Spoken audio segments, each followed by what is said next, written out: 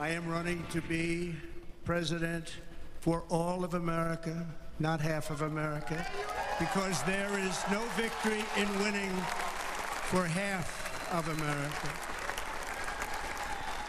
So tonight, with faith and devotion, I proudly accept your nomination for President of the United States. Thank you.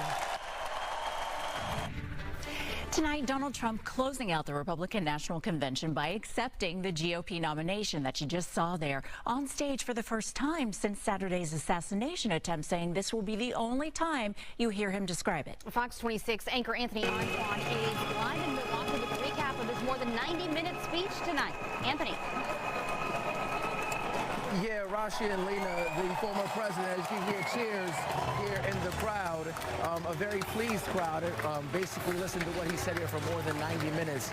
The president covered a lot of ground, so give me a chance here to kind of go through some of this. I'll point out to two more of the more heartfelt moments that took place here today. Certainly him really giving us a first-hand account of what took place there a couple of days ago in Pennsylvania when that assassination attempt took place. It was really descriptive how he kind of walked us through what took place there.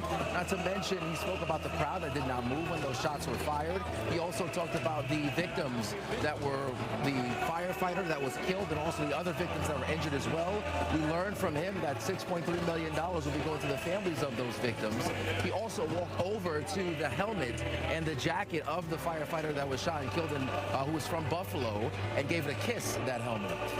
He also went on to talk about a lot of different issues, particularly the border. As we know, illegal immigration, that is a mobilizing topic here for the Republican Party as they continue to, this will be something that they will continue to push as the campaign continues here. Obviously, the president has some wins when it came to border security, but some of the speech as well was just kind of fact or fiction, right? If you want to talk about drill, baby, drill, something the crowd continued to say, I just wanted to point out that right now the United States is drilling more oil than it's ever had in any country ever has when it comes to oil.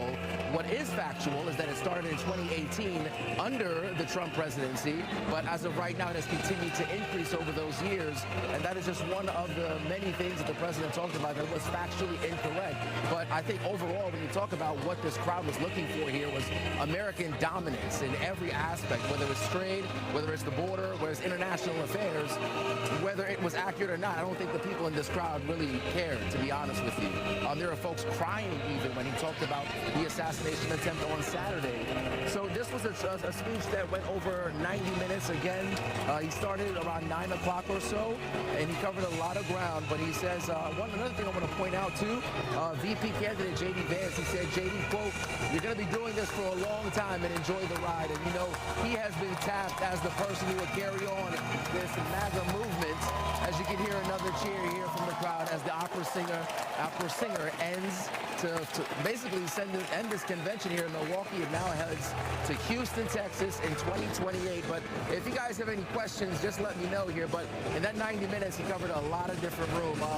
Another big topic here, inflation. Obviously, inflation is something a lot of families are dealing with, trying to put food on the table. But that too was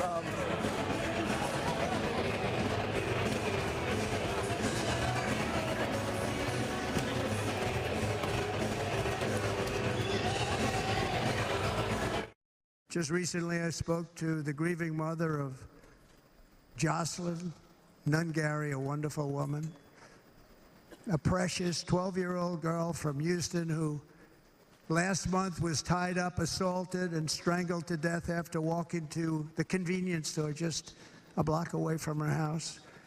Her body was dumped near the side of the road in a shallow creek, found by some onlookers who couldn't believe what they had witnessed.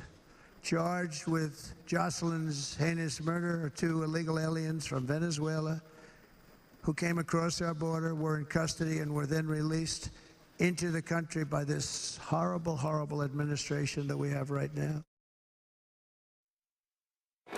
Yeah, but that's the end of the 2024 Republican National Convention from inside of the Fiserv Forum. I'm Anthony Antoine Houston. You're up next. We'll see you in 2028. Rashi, Lena.